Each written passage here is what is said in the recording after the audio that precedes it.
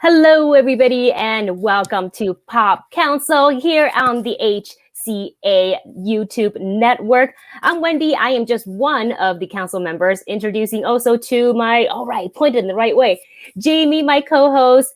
On today's show, we're talking so many things in the pop culture world, and this is anything from Star Wars to Disney, Marvel to DC, and basically everything in between. And we're covering the new trailers from Shang-Chi and Suicide Squad, the Snow White live action cast Rachel Zegler as the princess. Scarlett Johansson is producing and starring in a Tower of Terror film, the Loki spoiler discussion, and so much more. But you guys, and Jami, you know this, it is not a proper Pop Council without an honorary third member. So I want to introduce everyone to Kristen Maldonado. Yay! Hello, Kristen. Hi, thank you guys so much for having me. I'm so excited to be here. Yeah, we're so excited to have you. It is now complete. So, Kristen, for everyone who is meeting you for the first time, for our viewers, can you introduce yourself and let them know a little bit about what you do? Yeah, so I'm Kristen Maldonado. I'm a TV film critic. I am currently watching Degrassi again because why not, throwing it back. 20 years of Degrassi.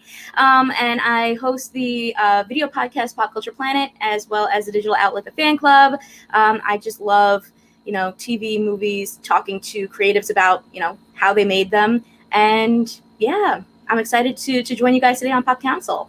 I'm so excited for you to be here. I remember we kind of pseudo met. There was like a HCA kind of like a brunch during the pandemic. And it was just nice to see everybody's faces, but it didn't feel like an official meet because there were so many little boxes, in Zoom. And I was like, oh, and sometimes you couldn't, I don't know, I think it was maybe on my end, I couldn't see everybody's names. So then I had to try to match who I think I met in the past with their like tiny Zoom photos. And I'm like up here half the time, like, who is that? So I'm happy that we're now only sharing 3 boxes and I can see you guys in HD. Yeah, exactly. So to dive into our very first episode, you guys, trailers are crazy, movies are back. So we've got 2 new trailers that I definitely want to talk about. One is Shang-Chi and the other is Suicide Squad. This is one that is, they titled it the Rain trailer for Suicide Squad. So before we dive into the specifics of the trailer, there was a whole thing online where the trailer was leaked early because, there was, and I remember seeing it on Twitter too, where I went and clicked on the video and it said early access, do not share on Twitter. But it was attached to the tweet that was tweeted out by one of the cast members of the Suicide Squad. And then, I don't know, they ran with it or it was a marketing move. Either way, it worked out because it kind of makes sense for the villains. They're anti-heroes, villains, however you want to say it, leaking the trailer. So before we dive into talking about what we thought of the trailer, do you think this was a planned thing or was a true accident? And then the social media team's like, let's just run with it. Kristen, what do you think? Marketing or an accident? Maybe I'll go with marketing, especially if they dropped the trailer right after. Maybe it was like you said, these are the super villains. They did something they weren't supposed to do, and gave us the trailer early, and then they released the trailer and, got people excited. Maybe it was a buzz, a way to, bring about some buzz to the film. Jami, what do you think? I 100% agree with what Kristen just said. It is absolutely no doubt in my mind marketing. Jai Courtney does not have a copy of the trailer. Gunn didn't send it to him. He doesn't have it sitting on his laptop. He didn't just leak it out. Like, it's so planned. It was so orchestrated. But fine. Like, it was good marketing, I thought. Like, it was a nice, rather than just dropping the trailer, you get a couple of the actors involved and like, it's like we're doing something secret, something we're not supposed to be doing. We're the Suicide Squad. I mean, it's completely planned, but I thought it was cool. I mean, it was nice that they did something. They're trying to do something different as opposed to just sort of the regular marketing. So, and I thought the trailer was great. So it was great to see it. Yeah, so speaking of the trailer, we saw a little bit more of a background to Deadshot. And going to you, Kristen, some people on the internet is Sorry, no, that's Bloodsport, Wendy. Bloodsport. Deadshot's my comparison was Will going Smith. to be Right. There's the crossover. So bring it back. Speaking of, we got a lot more background for Deadsport. So, God, I'm mixing the two together. Bloodsport. There, I said it. That'd be a great Two villain characters name, though. melded together for me. Oh, Deadsport's God. a great name. And then in Suicide Squad 3, they'll introduce two characters as one. So Bloodsport, we see that he has a daughter, and kind of seeing also Amanda Weller pressuring Bloodsport into doing this mission for him, using kind of the daughter as leverage. So some people are making the connection that Bloodsport's storyline in this is similar to Deadshot. Deadshot. There we go. So do you find that comparison kind of similar, or do you think that this is just a jumping off point, but the rest of the story is going to be super different? It's really hard to say without having seen what they're really going to do yet. I mean, this is definitely like a setup to, I think, introduce us to what's going to be going on.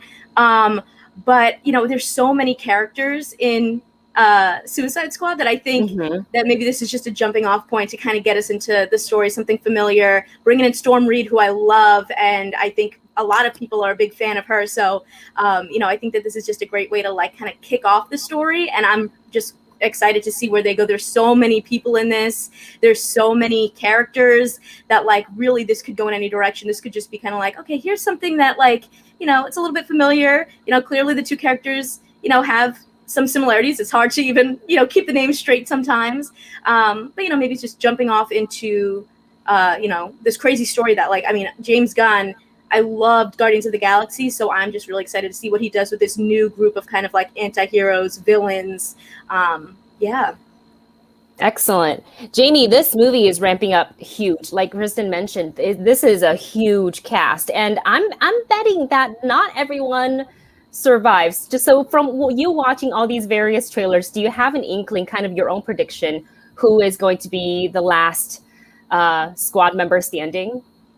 I do, and actually, before I answer that, I want to touch back on the question you asked, Kristen. So I absolutely believe that the Bloodsport character was supposed to be Deadshot, and we know that Idris Elba was originally cast to be Deadshot to replace Will Smith, and then Warner Brothers decided we want to stay in the Will Smith business. Let's leave this open. And I've heard James Gunn even say that at points when they were making the movie, they weren't even sure what character he was going to be. Was he going to be an original character? Was he going to be someone else? And I actually, the last set visit I did before the pandemic was to Atlanta for this film. And I can tell you, I think I can tell you, that I was told on set by the producer that Idris Elba was playing Vigilante, which is a completely different DC character. And even at the time, I thought the costume didn't look quite right to be Vigilante, but maybe they were going in a different direction. So when last summer at DC Fandom and they announced that he was playing Bloodsport, I was like, what? Because that's not what we were told. I still don't know if we were purposely lied to on the set or if they just didn't know at that point. But I totally believe that the character, because I don't believe Bloodsport had a daughter in the comics. He did shoot Superman. That's what he's famous for, with a kryptonite bullet. So that they clearly put in. But I wouldn't be surprised if there's some Deadshot storyline left over that was just, kind of taken over by Bloodsport. And it was also interesting, James Gunn mentioned this week that because they were questioning which Superman. Is it Henry Cavill's Superman? Is it a different Superman that he shot? And I loved his answer was like, I don't cast the Supermans. He shot a Superman. Is it Henry Cavill? Is it another guy? That's DC's decision. But he shot Superman, which I thought was a really great way of doing it. And then just to answer your question about no, not everyone is going to live in this movie. And I do have, from the set visit, I have a good idea of who I think the main team is. And that's not to say one of those guys won't die too, but there's a lot of characters that we see in the trailer who I don't think are in much of the movie. And you can probably guess who some of those characters are. Nathan Fillion's character, Pete Davidson's character, maybe even Michael Rooker's character. Yeah, Weasel, is, of course, Sean Gunn's character. I believe that the main cast is, of course, Kinnaman, Idris, Harley Quinn, and then King Shark, Ratcatcher 2, and Polka Dot Man. And then Thinker is kind of part of that as well. So those are the characters. Oh, and Peacemaker, Senna's character. Yes. So that's not to say one of those characters couldn't die at the end, but I think that's the main team. That's just what I think. That's not something I was told on a set visit. That's just what I came up with. Yeah. And I think that and Captain Boomerang as well. I don't think Jai Courtney, my own belief is he's not in a lot of the movie, but we'll have to wait and see. I don't think Captain Boomerang is long for this world, but we will find out. Well, will we indeed find out when the film comes out in theaters? I can't wait. The trailer every single time, it's just so crazy. There's so much in there. There's a lot to focus on that I have to watch it a couple times to catch all the Easter eggs. That or I click on a YouTube video, that gives you like all the Easter things you may have missed. And I was like, I definitely missed that. So, but this trailer kind of, I don't know. John Cena's line about the starfish cracked me up because it's just so Suicide Squad. It's just so on brand. It's very James Gunn.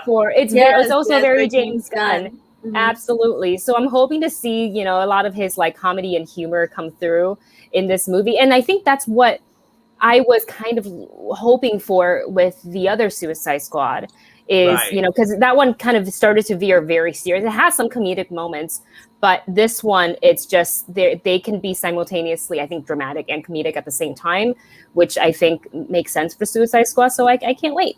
Yeah, and what makes me most excited is just the DC movies where they have that, the fun and the humor, like Shazam, like what the movie looks like. That's the things that I'm drawn to. So I'm like, oh, I can't wait. And we know that WB wanted the David Ayer's Suicide Squad to be Guardians of the Galaxy. I think he was making a much different movie, and then they kind of in post tried to Guardians it up as much as they could. So I just think it's amazing that they actually got the filmmaker that they really probably wanted for this franchise from the beginning. So I think I think it's a home run as far as marriage between the filmmaker and the material. And I'll also just say we got to see a lot of Starro in this trailer, and that is definitely something they kept secret on the set. There was no mention of Starro. So that was definitely a big secret they were keeping from the beginning. Did they even tell you what kind of a mission they'd be sent on this time? Or it's just like they're doing something? No. They gave us an idea, and it's basically what you see in the trailer, that they've gone to some sort of, island somewhere, and that there's, kind of a evil military group that they're fighting, and there's some sort of a rescue mission. And my guess is it's Thinker, but that they're rescuing Thinker for because he has some kind of information that Amanda Waller needs. But again, that's nothing I was told on the set visit. That's just my own.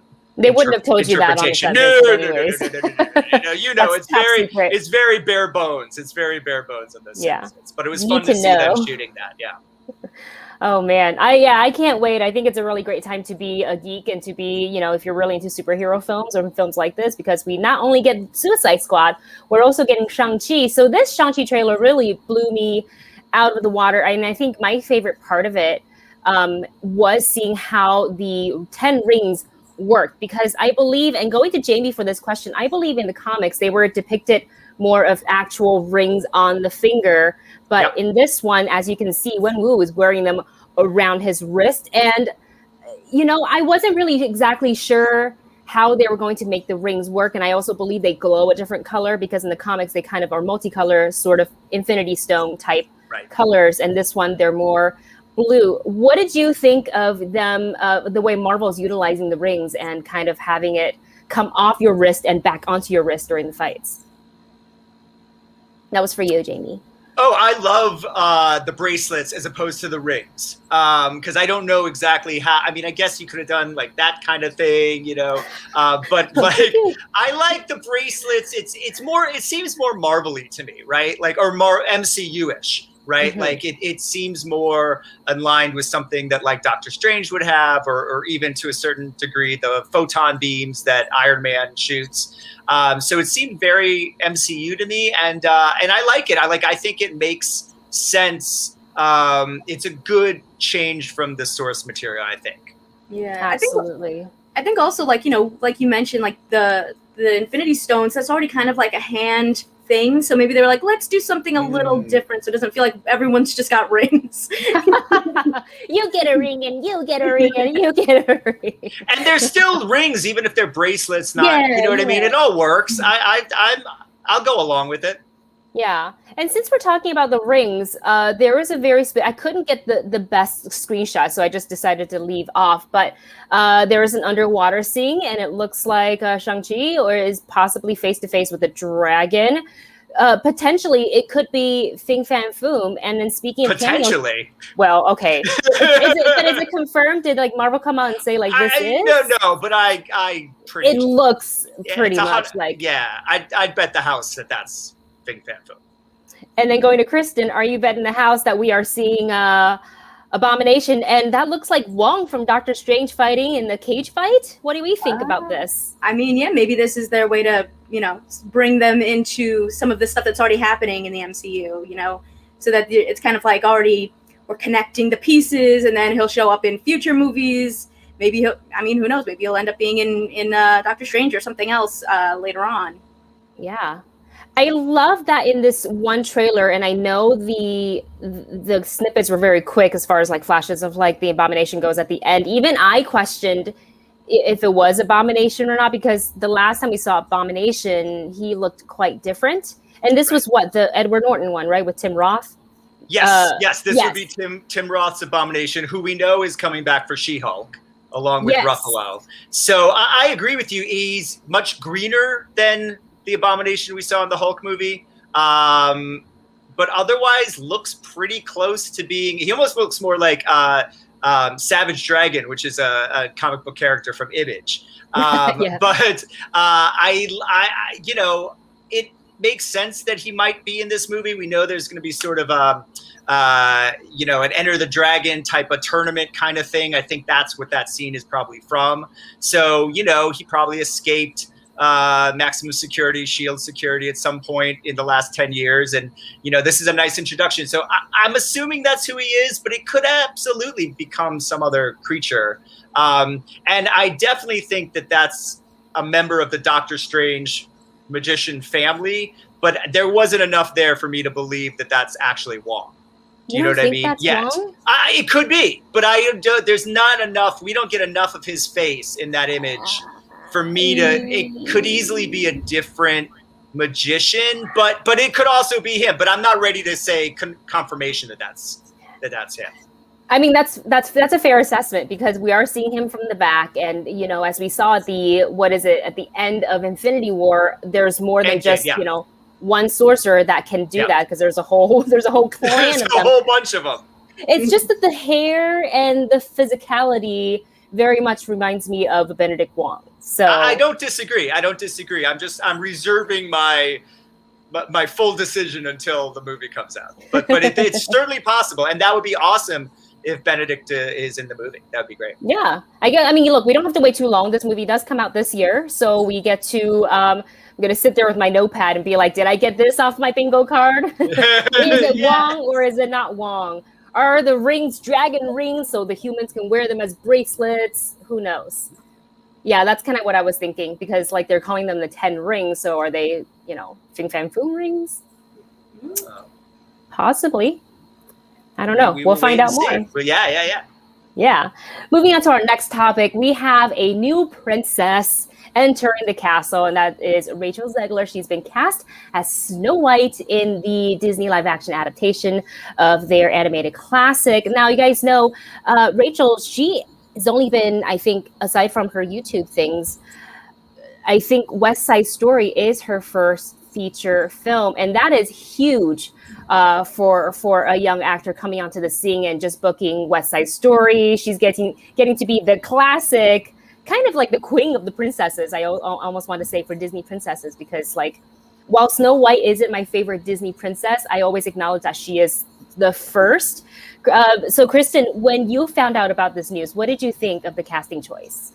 I mean, I'm excited. I know we haven't actually seen Rachel Zegler like physically in anything yet, but I think that just is like a testament to like what people are seeing behind the scenes of like, they just, she's in West Side Story as like the most iconic, role ever. She's going to be in Shazam! Fury of the Gods, and now she's Snow White. This is all before we've seen her physically in anything. I'm like, whoa.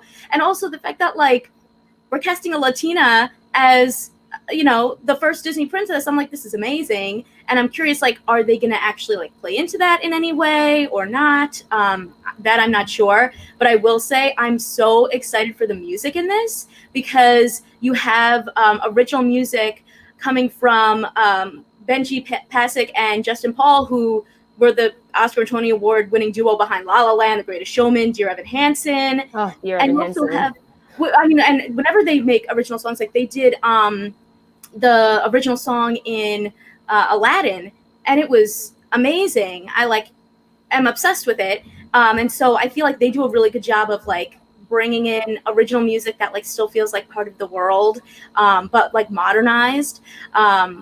Like the song that they gave Jasmine was, like, actually letting you, like, hear from Jasmine's point of view and, like, see her as, like, a stronger character, which I thought was awesome.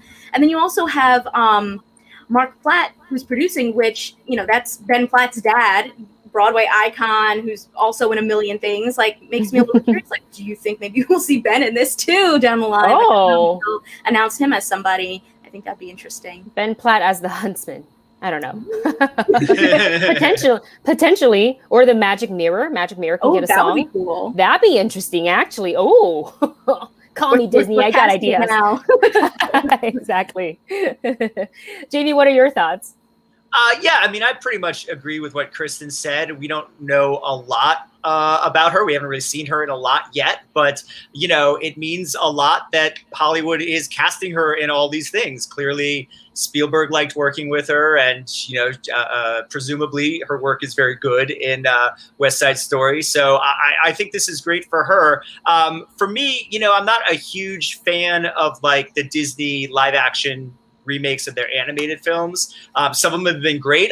Most recently, I thought Cruella was really, really good. Yes. I liked the first Maleficent, Lion King to a degree, although it's pretty much shot for shot remake. But there, and then there's some that I don't like quite as much. I wasn't a huge fan of the Beauty and the Beast remake and a couple of the others. So to me, doing Snow White, and then I remember about 10 years ago, there was sort of this dueling Snow Whites. Universal had the Snow White that ended up being the Huntsman, right, with Kristen Stewart, thank you. Yes, of course, and Charlize. And then Mirror Mirror was Relativity Media's competition, with Julia Roberts as the evil witch, and I think Lily Collins maybe was, does that sound right? Yeah, was Snow White. So I feel like we've had Snow White movies, but I get it that this is the adaptation of the animation of the Disney animated Snow White, as opposed to those were adaptations of the classic fairy tale.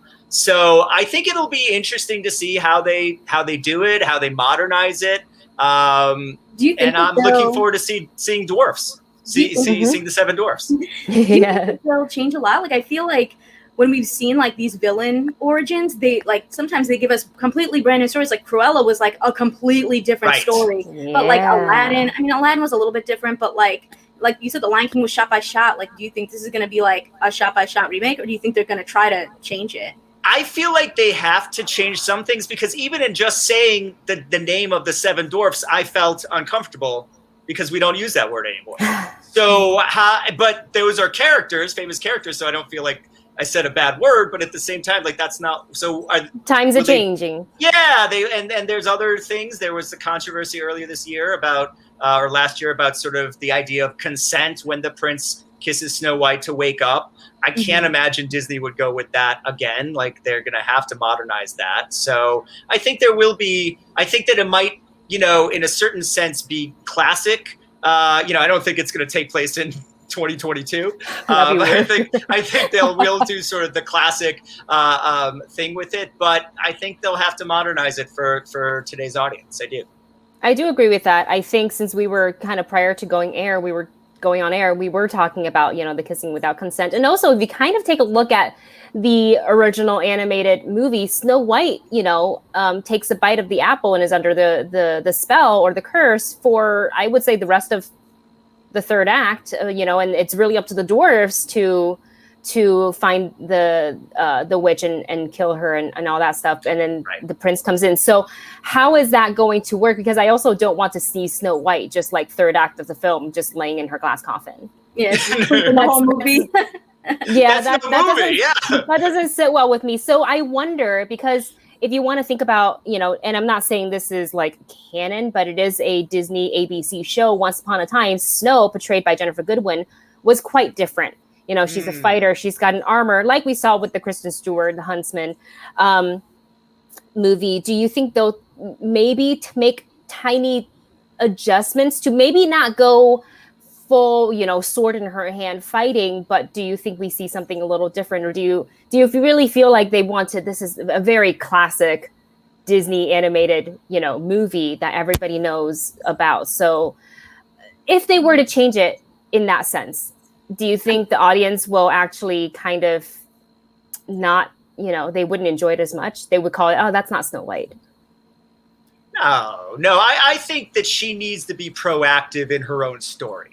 And can't, as you said, be put out in a coma for the third act and then have someone else save her. So there's going to have to be some proactiveness, I think, to her being the hero of her own story. Does that make sense?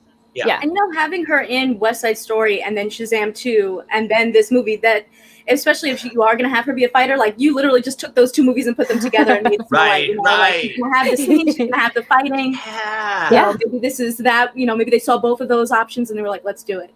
Yeah. Wouldn't it be funny if and this is like total, we're going into like tinfoil hat theory here now. She's about to take a bite of the apple and then the prince, who is like a long time childhood friend, comes through the woods, shoots an arrow through the apple and goes into the wall. And he's like, you are being cursed. And then together they find the witch. I don't know. Well, you made me think the prince will bite the apple. Ooh. Right? And wait she'll a save minute. him. Whoa. There you go, Disney. There you go. You can thank us later. You just wrote a whole new Snow White story. That's a whole new story. Wouldn't it be? Okay, we need to circle back to this when the movie eventually comes out and see how right or wrong we are. And you guys, speaking of Disney live action films, we have news that Scarlett Johansson is to produce and star in the Tower of Terror movie for Disney. And Disney is no stranger to adapting, whether it's a ride or another story into live action. We saw it with Pirates of the Caribbean. We saw it with Haunted Mansion. We're seeing it now with the Jungle Cruise. What are your thoughts, Kristen, on Scarlett Johansson not just starring in this movie, but she's going to produce it? I'm excited for the movie. I think that the iterations where they have turned these rides into movies have been successful and have been really fun. I will say, for me, I feel like seeing Scarlett Johansson lead something on her own doesn't always work for me. I just think of Lucy and how I really did not think that movie worked. But I'm curious, maybe if this is going to be one of those. I mean, they all really have been so far action, fun adventures. I could definitely see her, kicking butt and taking names, and the idea that Tower of Terror does have sort of a Twilight Zone vibe. That's also really fun. I just don't know necessarily how I feel about Scarlett Johansson starring. I want to see who else is in it too, I guess. Because obviously she's very talented, but I feel like just certain movies that I've seen her in where she's just kind of on her own, I'm I don't know, this writing doesn't really make sense. This was just not it for me. But I'm definitely would love to check it out though. And Jimmy, what are your thoughts turning a Tower of Terror story into a live action film? Yeah, this was an interesting announcement. It tells me two things. It tells me that Disney's feeling really good about Black Widow and wants to be in the Scarlett Johansson business, right? Okay, yeah. So that they wanted to produce and start it. So that tells me, they're feeling good and they want to continue working with her. And then it also tells me that they're running out of IP and that they're looking anywhere they can for, with Star Wars is wherever kind of Star Wars is at this point, and Marvel is everything, but we need something else. And obviously we just talked about, the live action animated live action reboot things. So to go to the sort of the well of the amusement parks makes a lot of sense. This is an interesting ride to pick because it's only in Disneyland, correct? Or no, it's only Not in Disney anymore. World now. Yeah. Right. But there is one in Disney World. Yes. Do I have that correct? And that one is, I think, going to remain. So I don't know what they're doing about. Oh, interesting. Because of course, Guardians of the Galaxy is here. The one that was here is now. The Florida Guardians one was better, Galaxy. anyways. If I were to compare the two, the Florida one was always better. And it is, and Kristen mentioned this. It is based off of Twilight Zone, right? Yes. I think it has a Twilight Zone. So I would imagine that they'll go away from the Twilight Zone thing and maybe create their own sort of mythology around whatever this is going to be. And, I mean, some of them have been very good. Obviously, some of the pirate movies were very good. But for every Pirates movie, there's the Country Bears. There's something they did that didn't, or Eddie Murphy's Haunted Mansion, right? Like, they didn't all work out. We're going to see, with Jungle Cruise. That is another film that I did one of my final set visits on. And, they're going big, romancing the stone, Indiana Jones kind of ideas with it. So if that hits this summer, then I think, this film will be on the right path. But we're going to see. We'll find out. We'll definitely see and find out. I think it'd be kind of meta and kind of cool if the story is they do go on the ride at Disney World, Scarlett and her family, or maybe just her and her friend. And it is a dark and stormy night, so it kind of reflects the pre-show that we got, as you remember when we used to go on the ride. And lightning does actually hit the ride, but it transports them back to like the 20s era. And now she's in that world. How does she get out? Would Scarlett Johansson play Scarlett Johansson, the actress? Who's then for or you say, because when you said love that more. You said with her family, I'm thinking her and Colin Jost are on the ride, and then how great would it be if she and Colin played her and Colin and went back in time? Oh, I loved it all. I loved it.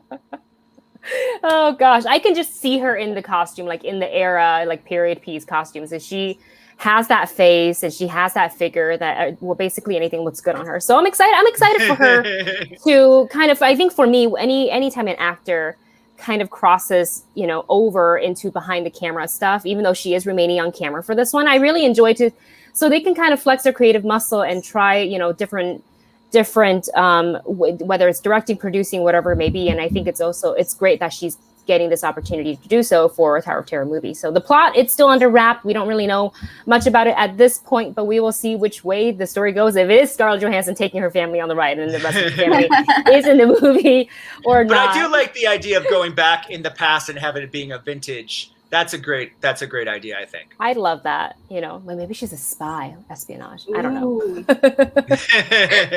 Now I'm just spitballing. Speaking of in the world of Disney's and live action films, Patty Jenkins' Star Wars Rogue Squadron has tapped Matthew Robinson for screenwriter. So prior to any of this, all we knew was, she was attached to direct. There was, I think, that announcement where she was like on the tarmac and she's got, putting on the suit. It was a great announcement that she's coming on to the film. And finally, we are, getting an announcement that Matthew Robinson is writing for this. So he's been attached to features such as Love and Monster. There's the Edge of Tomorrow sequel, which is called, I just found this out 2 days ago, Live, Die, Repeat, and Repeat. So I feel like this is like, how we all joked about how that movie had several titles, which is now in development. And he also worked on Warner's remake of Little Shop of Horror, also in development. So he hasn't done too much, but also some notable stuff at the same time, because I actually really enjoyed Love and Monster. So in my opinion, I feel like we're going to have a little bit of a maybe less serious tone, like a little bit more of a comedic take, perhaps. In these stories, Kristen, what do you think about Matthew Robinson coming on? Oh, I'm so excited. I loved Dora and the Last City of Gold. I loved Love and Monsters. And like you said, I think he does a really great job of bringing these stories together that are like very like fun adventures, but also kind of a little goofy, which that's like totally my thing. That's what I enjoy. So like if things aren't like too serious, I'm like, yes, I love this. But he also, I think, has like some like just really impressive like this ability to like add in sort of like certain types of representation that I feel like we don't always necessarily get to see. Like, I mean, Dora, this is like a childhood icon that now is, brought to life by an actual Peruvian actress, and we're diving into that world of like, ancient Peru. And then in Love and Monsters, there was like this really nice kind of dynamic and like the love story that was going on of like just kind of like respecting a woman's like to be like, nah, I'm not like interested in you like that. And whereas sometimes I feel like in stories, it's like, the guy keeps pushing for it, even though the girl's like, I'm not really into this, and like turns her into like the I don't know, I guess kind of like the bad guy because like he was looking for her, he was trying to find her, and she's like, I'm not really interested in you. And I thought that was like really nice to see that this like story where this guy like has this kind of like realization that like, oh yeah, just because she was lost in an apocalypse doesn't mean that like we need to be together. So I'm interested to see like how he what he does with this story and like his take on that, because I just think he does a lot of really cool stuff. Jami, what do you think? It's just what I always wanted, a Star Wars film from the guy who brought us the invention of lying. Which is a Ricky Gervais That's right. Yep. Yes, I believe he directed it as well. He definitely wrote it. He's an interesting choice because he's got a lot of high-profile projects that haven't come out yet. So we kind of don't, you know what I mean? Like you mentioned, the Tom Cruise sequel and the Little Shop of Horrors film. So we haven't really, and like I said, Invention of Lying, I think he did the story for Monster Trucks. So, he's had a couple of misses there. But listen, I would assume that Patty Jenkins approved this choice, that she wanted this choice, that she likes him and is excited to work with him and write with him. I trust her with this franchise. I trust her with what she's doing. I didn't love Wonder Woman 1984, but, everyone has a few hits and misses. And it wasn't like a huge miss. It was a good movie with some things that didn't quite fit. And so I'm excited to see what she does in this world. And if Matt Robinson is the guy for her to bring along on this journey, then I'm all for it. But his past credits don't exactly sell me. You know what I mean? They don't exactly say, I'm the guy who should write Star Wars. But that doesn't mean anything. That doesn't mean he's not going to do a great job. So, I'm open to it. Absolutely. He's no stranger to, like adventure features. Right. So I think he's got a knack for something like that. And then Patty has been speaking very passionately about using her dad was a fighter pilot. So she's been, speaking very passionately about using him as inspiration. And she wants to make this like the greatest fighter pilot movie ever made. So if you can give me epic flying sequences in this movie, done, sold. Amazing. And that's great because, George Lucas created all that stuff built on World War II fighter, films and things like that. So the idea for her to kind of take it back to that, how amazing would it be if we got like a real, war kind of fighter pilot. Fight. Yeah, dogs. Yeah. In space like that. Like that's that what would I be live an for. Awesome Star Wars movie. Yeah, I remember. Go ahead, Kristen. Sorry. I was just gonna say, like Wonder Woman had so many beautiful, like Wonder Woman 2 had so many beautiful, like fighter pilot types of, fireworks scenes. Yes. Like I would love to see that in this. Yeah, I agree. Wonder Woman learning to fly was the best scene in that movie for me. So I totally agree with you about that. Yeah. So Patty Jenkins and flying, no problem. Moving on to something a little bit different outside of the movie news, but more of the interactive, not quite theme park news. We have the Warner Brothers Studio Tour has now reopened with huge, brand new, very interactive expansions featuring our DC heroes. There's a Harry Potter exhibit. Now, this just reopened 2 days ago. It's the 26th. So I don't know if any of you got to go, but I've been watching tons of videos. I've been watching, it's our very own HCA member, Peter from Slash Film, his YouTube channel, Ordinary Adventures, they got to go and document this. So I live vicariously through them. But I am loving this expansion. And I like that when you kind of walk in and it's not just like DC heroes in your face. When you walk in, there's a little welcome center area. It's kind of storytelling of the origin of the WB studio. And there's like even like a replica of the water tower there. I don't know if you guys saw any of the videos, but are you dying to go? Because I am. I would love to, but I'm in New York, so I'm gonna have to. Oh. I'm gonna have to wait. Oh no, we should just fly you back for this. Jami, have you ever gone? Yeah, so I actually worked at Warner Brothers about 12 years ago. And I remember my dad coming to town and me taking him in there. And at that point, it was really small. I think they had Harry Potter stuff upstairs, maybe not even yet. But it was like the Watchmen costumes and Terminator Salvation and the Nolan Dark Knights. And then they revamped it, I'm going to say maybe 6 years ago. And then they started having the DCEU stuff in there. So the last time I went was probably right after Aquaman came out, Justice League and Aquaman, I think. So they had the Aquaman costumes, Justice League, Suicide Squad, all of that. And so, and they had some really cool, they had I remember like the #1 comic book for each of the Justice League members, like their first appearance. So they had the Action Comics #1, and they had the Detective 15 or whatever it was, and all of those. So that was cool. I've seen some of the pictures. I'd love to see. It looks like they've really expanded it and made it larger, and there's like a Friends set and all that kind of stuff incorporated. So I'd love to see it now that it's bigger and has, more updated stuff. There was a separate room where you would go see the Batmobiles, and they had all the Batmobiles there, the movie ones. Nice. But it seems like from the photos I've seen, it's all kind of combined now. So in one spot, which I think is good, because I remember having to go to like a separate studio to see the cars. Yeah, I feel like that's less effective, because if people are in and I, from the videos I've seen, it seems like to flow a lot better. Again, haven't been to the previous ones yet, but also I heard that even though they had some DC stuff and photo ops there before this update, it was also like Friends heavy as well. But not everybody. I mean, Friends is great. I love Friends, but not everybody is into Friends. Some people want to go because they want to see like, some of the horror stuff too, like It and things like that, the DC stuff. Harry Potter's important. So yeah, they have a big Harry Potter. They did in the last round of this. There was a whole floor that was Harry Potter.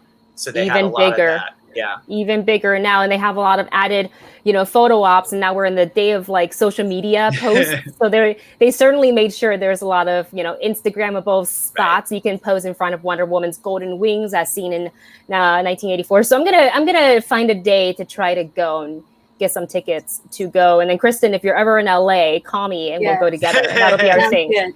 And then we can go grab coffee at what is it? The Central Perk. Central Perk. Yeah, take that stereotypical Instagram photo together. Sounds all right, guys. Let's go ahead and move on to. I've been dying to talk to you about this. Let's talk Loki episode 3. So, the shortest episode in the series so far, but a lot of discussion, a lot of great dialogue, I would say, especially on the train between Sylvie and Loki. So I wanted to ask you guys if you did you feel that this was significantly shorter, like 10 minutes shorter than the previous 2 episodes, Kristen? I don't know if I felt it. Well, I guess I don't know if I felt it was shorter, but I definitely thought that it ended kind of abruptly, where I was like, "Oh, it's over. Okay, guess we'll wait for next week." Yeah. It was. For me, the ending was kind of abrupt. Yep. Mm-hmm. It was Loki standing there and just like, "We are doomed." Credits. I was like, whoa. We're not going to resolve this right now, because I am such an instant gratification kind of a person. I'm like, I need to know the answer, and now. I was scrolling through at the end, and I was like, is there a second scene that I'm like, just in case? It's like, am I missing another scene? Same. Oh my gosh. So with the dialogue that was kind of took place on the train there, we discovered that Sylvie, because there was a lot of speculation, like she is the Enchantress, but she herself said it, not just kind of in the show, but also on a separate, I think it was like a featurette interview. And she said she is another, Sophia Di Martino actually said, she's another variant of Loki, but she just preferred to be called Sylvie. Jami, how much did you enjoy kind of the self-discovery conversation there that happened between Loki and Sylvie? Yeah, I really enjoyed that. That actually was the best part of this episode for me. I mean, I've talked about how much I loved the first 2 episodes and thought they were like pretty perfect. This one was a little bit like side mission to me, and I actually watched it twice. I didn't love it as much the first time as I did the second time. But it was an important episode because it was all the character-driven stuff, right? It gave us really moments to see Loki and Sylvie together and learn more about them. So we were discussing whether she's Sylvie or Lady Loki last week, and I actually think she's a combination of both, right? So I did notice that Tom Hiddleston said the word enchant like 5 times. So they're definitely putting in like the enchantress, can you enchant me? How do you enchant? Enchant. So there was a lot of that word, which was not, obviously that was done on purpose. But I do think she's sort of a combination of the Sylvie character, but not actually I don't think there'll be a reveal that she's the enchantress. I think, as you stated, that she is a female Loki, and if that makes her Lady Loki or a Sylvie, or she can be called whatever she wants. She's great, and I really did enjoy the character stuff, but also it did end abruptly, and I hope that we don't spend the rest of the series on Lamentis. Is that the name? Yeah, I think they're getting off by the next episode. I hope by the beginning of the next episode. I fear there may be one more full episode on Lamentis before Mobius shows up and saves them, which is what I'm hoping or assuming will happen. I'm assuming that someone from the TVA is going to find their location and snap them out of there before the apocalypse. But I hope it doesn't take too long, because we only have 3 episodes left. I don't want to waste a full episode or even 2 on this. I mean, really, you would have thought that they would have found them already, because technically them being there is like it messes up the timeline anyway. So they should have just immediately been there and taken them away. But I thought what you said was interesting about the Enchantress, because it made me, about the idea of is Sylvie like Lady Loki, the Enchantress. It made me think about with WandaVision, how like we've never heard Wanda be called Scarlet Witch until this like new story that basically like created a new origin of how she became Scarlet Witch. So I wonder if like maybe this version of, Sylvie Loki will end up becoming the Enchantress, but maybe it's just a different story, a different take on how she becomes that or something. That I would buy that too. That's a very plausible as well. Yeah, it's going to be interesting to see exactly where they go from here. I feel like some of just kind of, looking at Twitter once the episode came out, it looked like a lot of people had missed, Owen Wilson's Mobius in this episode, who was basically absent the entire time. Did you guys feel that maybe the show the pace wasn't as like kind of in tone with the previous 2 episodes because he was missing? Or did you truly enjoy letting these 2 characters interact?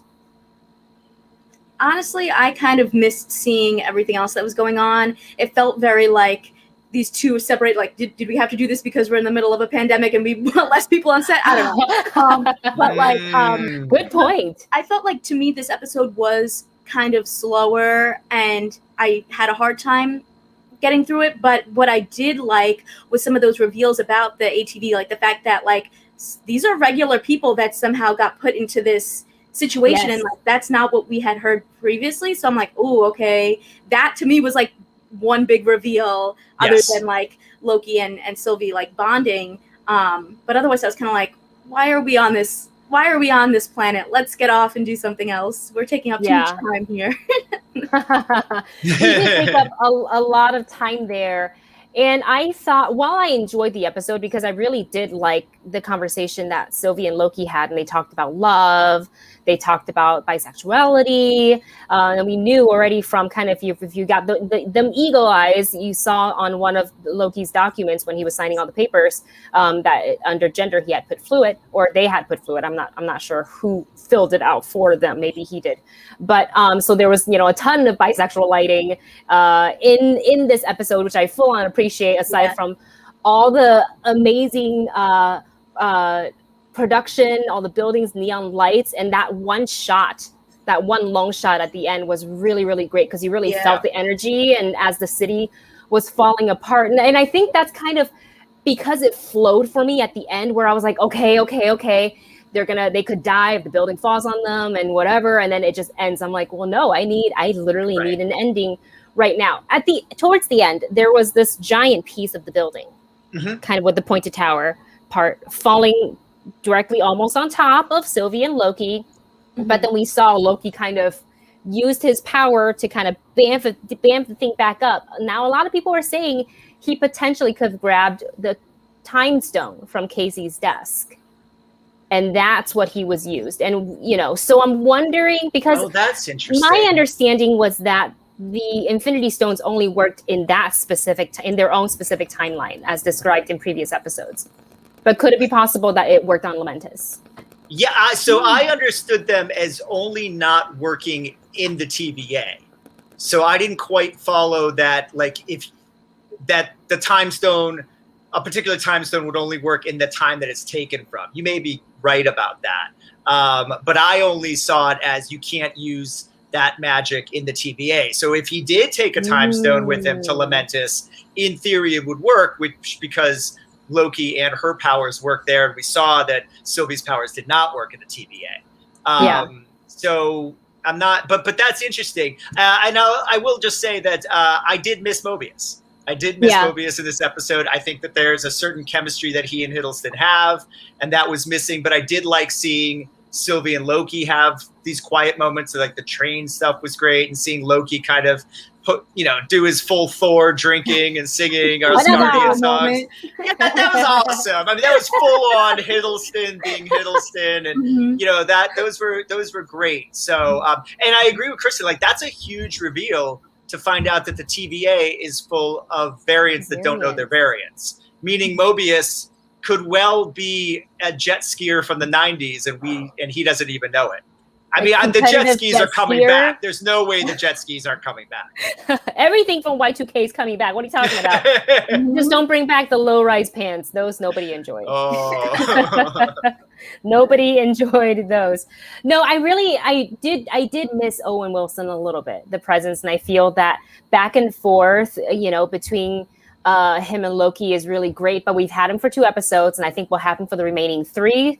So it's no big deal. I don't know. Did either of you watch the featurette that came out? Oh, I did. It's like the mid-season feature. I don't want to say if yes, not all of us seen it. Okay. Oh, but Kristen, you haven't. You can spoil it. Go ahead. It's okay. Okay. Yeah, just go ahead. Caution to the viewers, where if you haven't watched it, just maybe put your spoiler earmuffs on.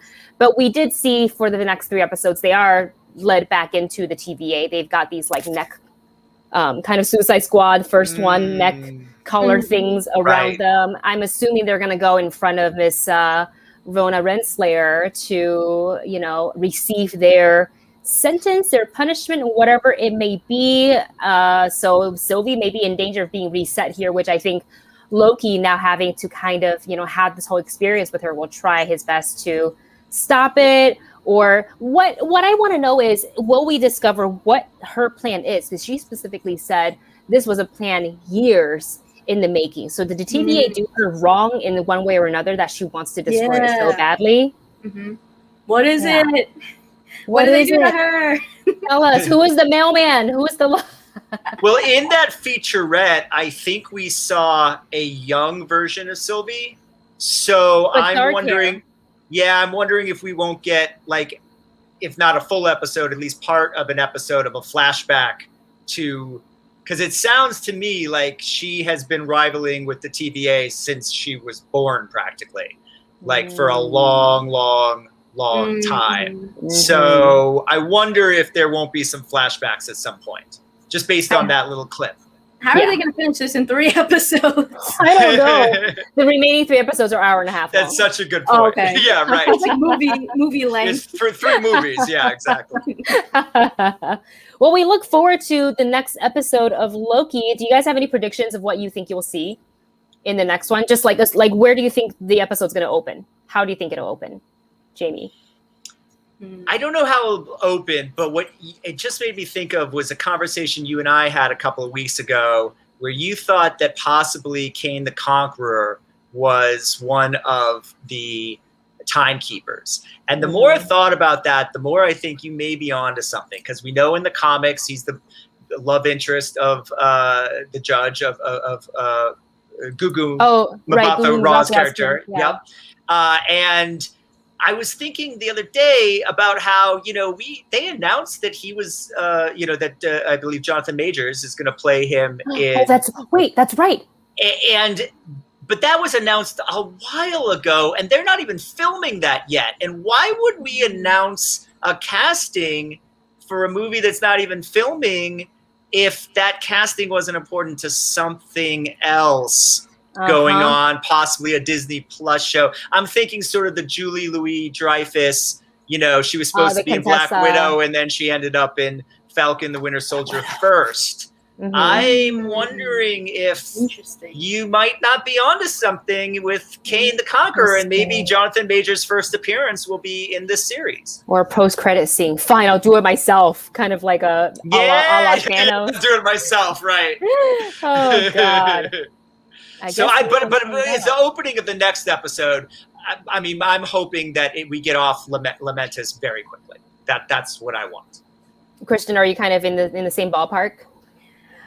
Okay, this is a random theory that I just came up with that might be crazy, but I thought it was very interesting that she couldn't enchant Loki, and also that nobody, like, they're in the wrong time. They're like that nobody just snatched them up right away and took them back. So what if, like, this is something that's like in their heads and is still at, this. Or what if she's been enchanting him this whole time and is trying to get information, like the fact that, like, he revealed, these are all people, and this is all part of her plan. What if it's all part of her plan? That could be too much, just because I know, like, WandaVision, there was some big theories, and then it really didn't go that way. So that was a big, Loki theory that probably has no weight, but I don't know. I just thought those two things were a little bit interesting. I'm like, what if that means something? What if this is all in Loki's head and they're really not in any danger? I like that. Think. Yeah, I like that, because I was thinking maybe the opposite, because she, after saying, I don't fall asleep around people I don't trust, and she goes and falls asleep, waking up to kind of drunk Loki dancing and singing. Mm-hmm. So, who's enchanting who? Maybe she does have him. Maybe his mind is not as strong, as he once thought. So I guess we'll have to pick this back up next week on Pop Council. You guys, thank you so much for such a great discussion. I want to thank our audience for tuning in and hanging out with us for this hour. Thank you, Kristen, for joining us on today's episode. If everybody wants to continue the conversation with you, where can they find you on social? You can find me pretty much everywhere at Kaymaldo. That's Kaymaldo. I'm on Twitter, Facebook, YouTube. That's where all my videos are on YouTube. If you add a 1 at the end, you can find me on Instagram. And I also have a podcast, Pop Culture Planet, that airs every Thursday. So make sure to check that out. Fantastic. And Jami, where can everybody find you? Everyone can find me on Instagram or Twitter at Philbrick, and Facebook at my name, Jami Philbrick. And you guys, we're just one of the few shows right here on the HCA network. We have tomorrow coming up, The Long Box, hosted by Tessa and Jonita. That is at 11 a.m. Eastern Time, 8 a.m. Pacific Time. That's on Tuesdays. We have, if you're a horror fan, Horrifically Horrifying. That's on Wednesdays at 11 a.m. PT with Heather Wixon and Kevin Taft. What to Stream is on Thursdays at 11 a.m. PT, and that's hosted by Morgan Rojas. And of course, Friday, What's Trending in Hollywood, hosted by the one and only Scott Menzel. We want to thank all of you for joining us. If you enjoyed this discussion, make sure to hit that subscribe button so you can tune into all of our other shows and join the conversation then. And until then, stay nerdy, and we will see you next time. Bye, everyone. Bye.